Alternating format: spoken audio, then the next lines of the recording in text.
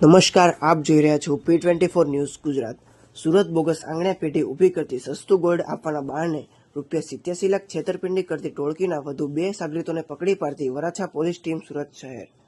Police commissioner Shri Anupamsinh Gehlot સાહેબ તથા ખાસ police commissioner Shri sector 1 Wabang Jamir સાહેબ તથા નાયબ police commissioner Shri Alok Kumar zone 1 તથા મદદનીશ police commissioner Shri B division PK Patel સાહેબ સુરત શહેરના નાસ્તા ફરતા તથા વોન્ટેડ આરોપીઓ શોધી કાઢવા સારું સૂચન અને કરેલ હોય જે સંબંધે વરાછા પોલીસ સ્ટેશનના પોલીસ ઇન્સ્પેક્ટર આરબી ગોજિયા સાહેબ શ્રી તથા પોલીસ ઇન્સ્પેક્ટર એસબી પટેલ સાહેબ શ્રી નાવે નાસ્તા ફરતા તથા વોન્ટેડ આરોપીઓ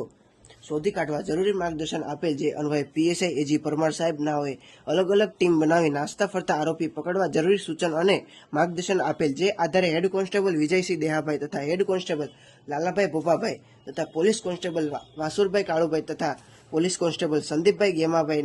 નાવે ટેકનિકલ સર્વેના આધારે વરાછા પોલીસ સ્ટેશન ભારતીય સંહિતા 2023ની કલમ 316(5) 318(4) 61(2) મુજબના ગુનામાં સંડોવાયેલ નાસ્તા ફરતા આરોપી મુકુંદભાઈ માધાભાઈ પ્રજાપતિ ઉર્ફે કપિલ ગોવિંદભાઈ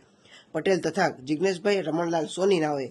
ચાણસ્મા પાટણ શહેર તથા વડોદરા શહેર ખાતેથી પકડી પાડી પ્રશંસનીય કામગીરી કરેલ છે। આવા અવનવા સમાચાર જોવા માટે જોતા રહો P24 ન્યૂઝ ગુજરાત।